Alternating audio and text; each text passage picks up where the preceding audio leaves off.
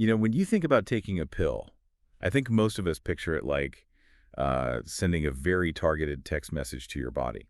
Right, like you swallow an aspirin and you just assume it sends this direct, highly encrypted message saying, hey, turn off this headache.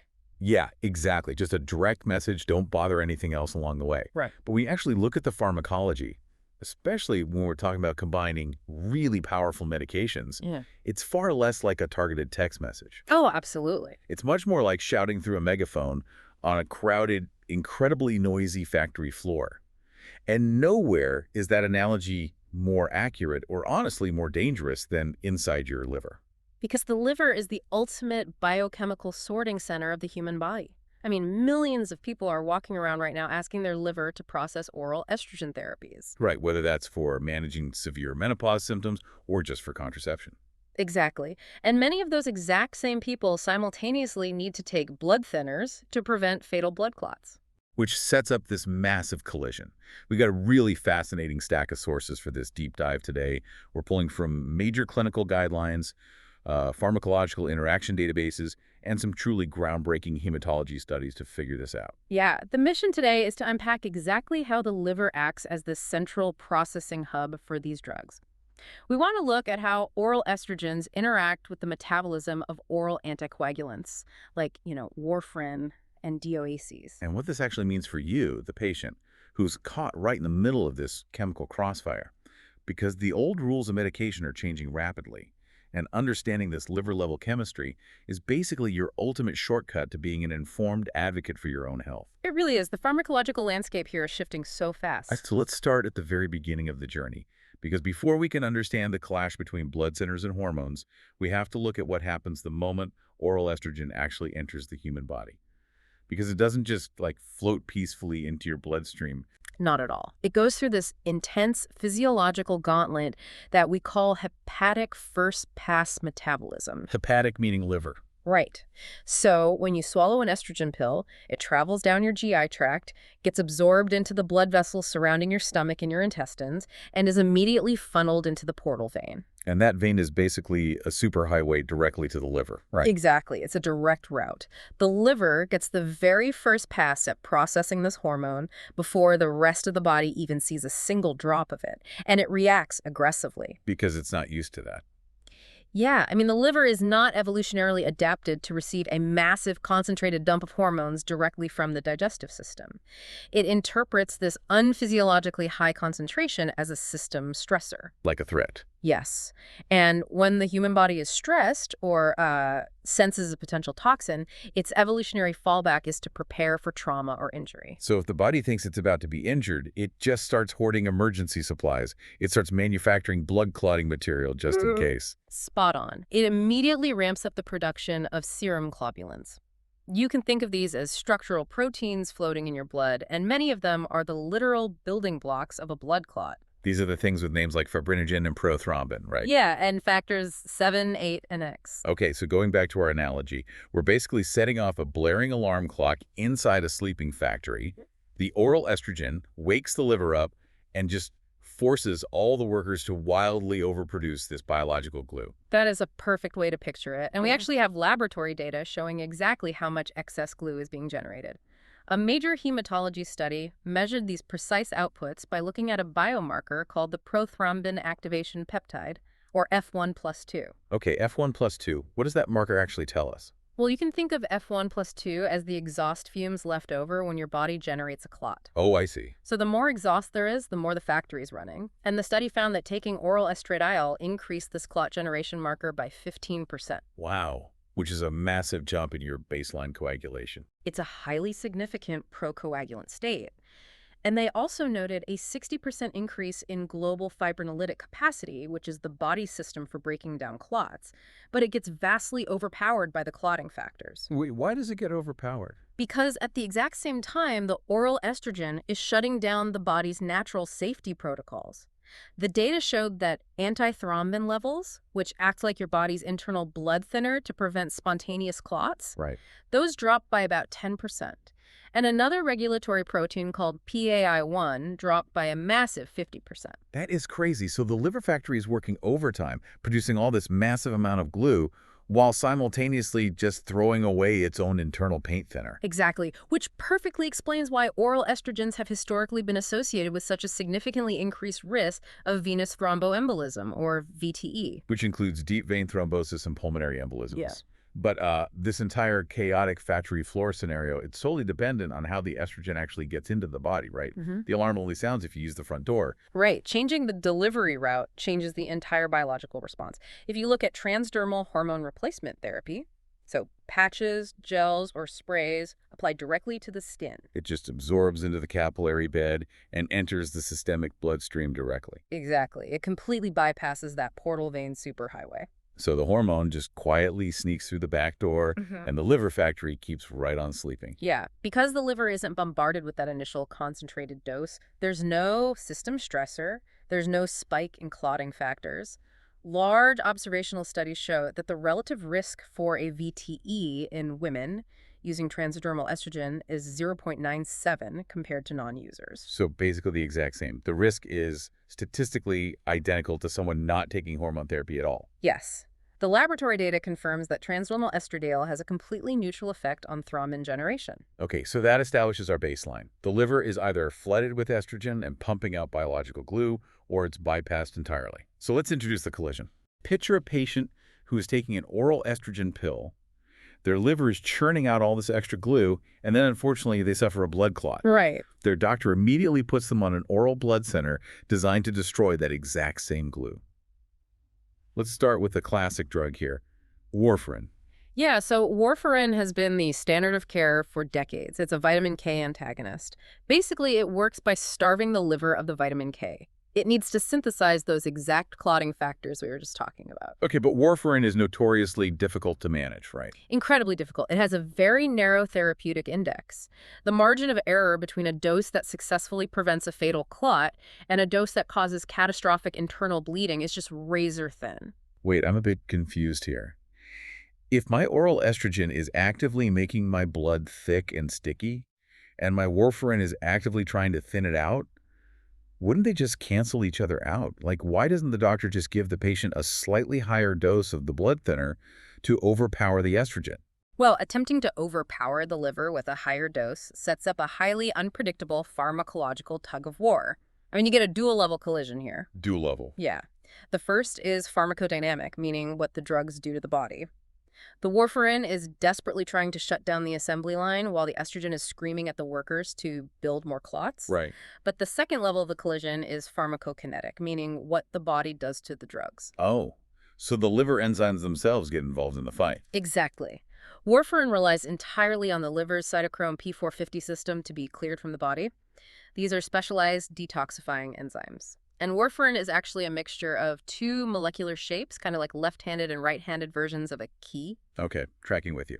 The highly potent S enantiomer requires a specific enzyme called CYP2C9 to break it down, while the other half uses CYP1A2 and CYP3A4.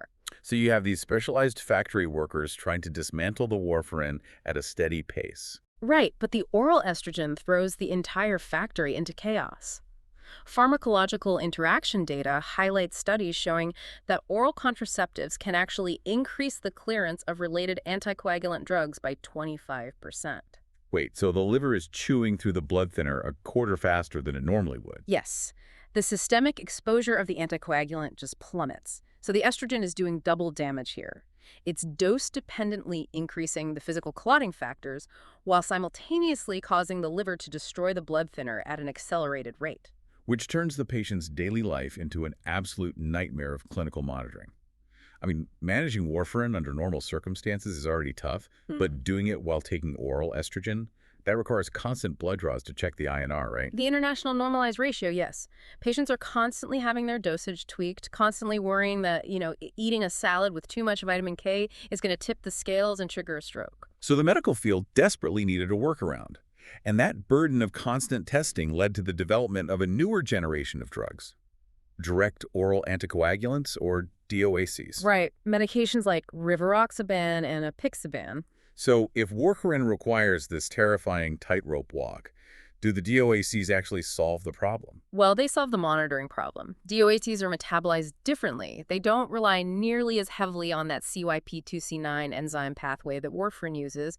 Instead, they use a different enzyme, CYP3A4, and a cellular transporter called P-glycoprotein. I always picture P-glycoprotein as like a cellular bouncer. It stands at the cell membrane and literally pumps foreign substances, including drugs, back out into the gut before they can accumulate. That bouncer analogy works perfectly. Because DOACs use these alternative pathways, they have far fewer dietary interactions, and you don't need the constant blood tests. That sounds like a huge relief. It is, and there's a big but here. While they bypass some of the liver enzyme traffic jams, they introduce a completely different, highly visible clinical crisis. Legit. Abnormal uterine bleeding, or AUB. And this is where the data becomes quite stark. We aren't just talking about a quiet, microscopic battle between liver enzymes anymore. We're talking about a really debilitating quality of life issue for the patient. Absolutely. A major retrospective cohort study looked at women with new prescriptions for oral anticoagulants. They found that while DOACs are safer in many respects compared to warfarin, they carry a staggeringly high risk of heavy menstrual bleeding. How high are we talking? The study found that 45% of women on rivaroxaban required actual medical treatment for heavy menstrual bleeding within just 6 months. 45%. That is nearly half the patients on the drug. Yeah.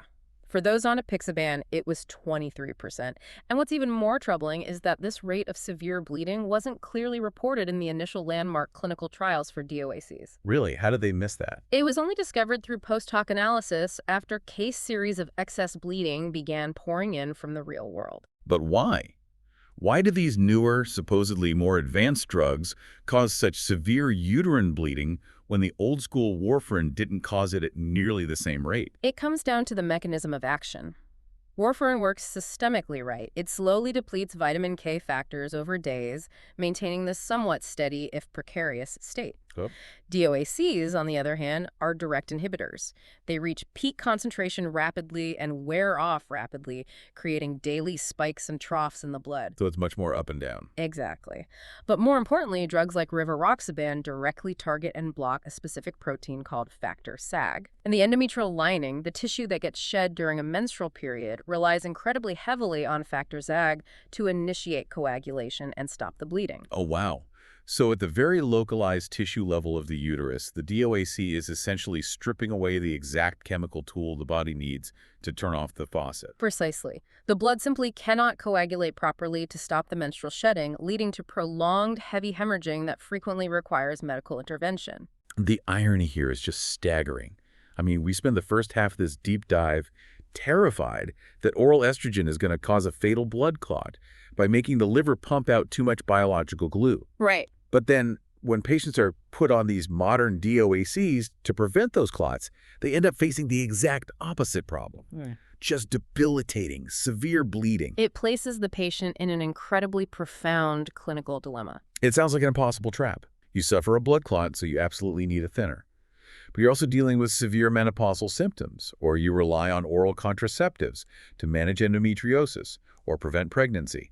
How on earth is a patient supposed to balance this seesaw? Well, for decades they weren't allowed to. The standard medical advice was entirely fear-based. Historically, the moment a woman was diagnosed with a blood clot, she was immediately ordered to stop all hormone therapy. Because the doctors were afraid of a secondary clot. Exactly.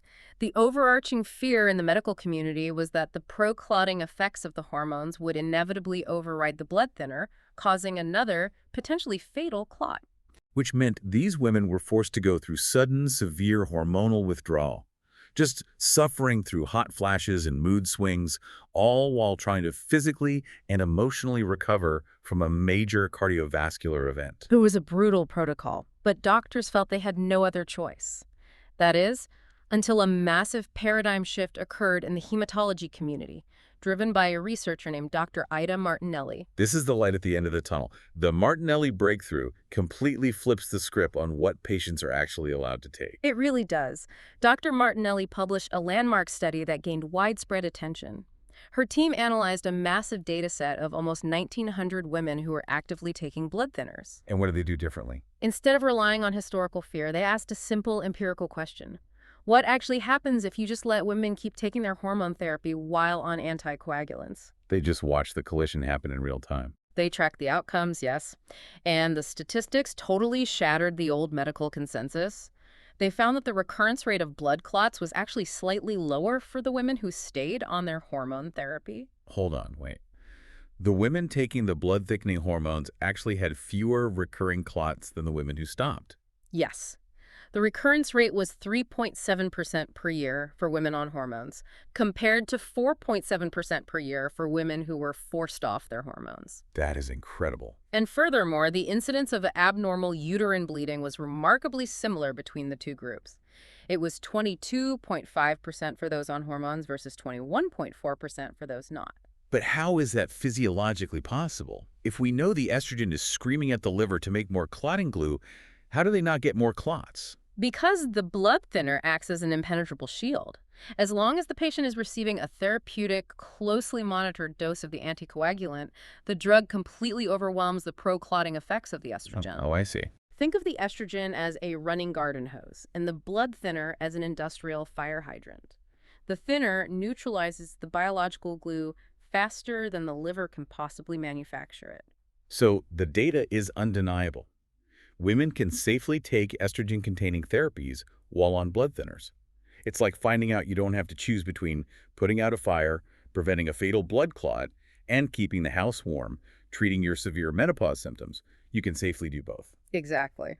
And the clinical outcomes become even better when you combine this data with the delivery method we discussed earlier, the transdermal bypass. Right. If the blood thinner acts as a shield against the oral estrogen, you can make the shield's job even easier by simply switching from a pill to a transdermal patch or gel. By utilizing transdermal estrogen, you completely neutralize the entire pharmacokinetic collision at the liver level. Because the estrogen absorbs through the skin and bypasses the portal vein, the liver factory never receives that stress signal. So you avoid the CYP450 enzyme interactions. Right. You avoid the tug-of-war with the warfarin clearance, and you prevent the massive spike in clotting factors like prothrombin and fibrinogen from ever happening in the first place. You get all the systemic benefits of the hormone without ever waking up the factory. It is the ultimate pharmacological solution, really, born out of finally understanding the underlying mechanisms of these drugs, rather than just fearing them. So let's distill this journey, because we've covered a massive amount of biological ground today. We started deep inside the liver's factory floor, looking at how the hepatic first-pass effect causes oral estrogen to wildly overproduce clotting glue while throwing away the body's natural paint thinner. Right. We navigated the dangerous tug-of-war with warfarin, where enzymes battle for dominance and patients suffer through endless blood tests.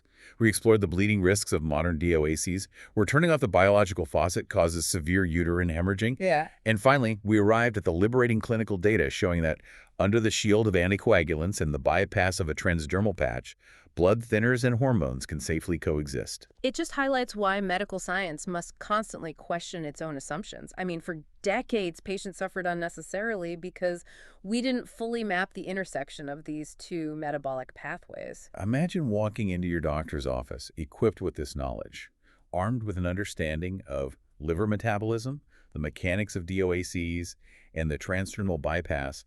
You don't just have to sit there as a passive patient waiting for instructions. Absolutely. You become an informed advocate for your own treatment plan. You know that an impossible choice between life-threatening clots and debilitating bleeding isn't your only option. It empowers you to initiate conversations about drug delivery routes, quality of life, and the specific enzyme interactions happening inside your own body. Which leaves us with a final thought to ponder as we wrap up this deep dive. We've spent all this time talking about how to manage the liver's chaotic factory floor. But as precision medicine continues to advance, could we one day design hormonal therapies and anticoagulants that completely ignore the liver's pathways altogether? Oh, that would be amazing. Designing molecules that bypass hepatic metabolism entirely is a tantalizing frontier for the future of pharmacology. Imagine a future where we can perfectly tune our biology treating symptoms and preventing clots at the exact cellular level without ever worrying about this dangerous biochemical crosstalk. Until that day comes, just remember, your body isn't a simple text message system. It's a crowded, noisy factory. And sometimes the best way to get your message through is to stop shouting through the megaphone and just quietly slip in through the back door.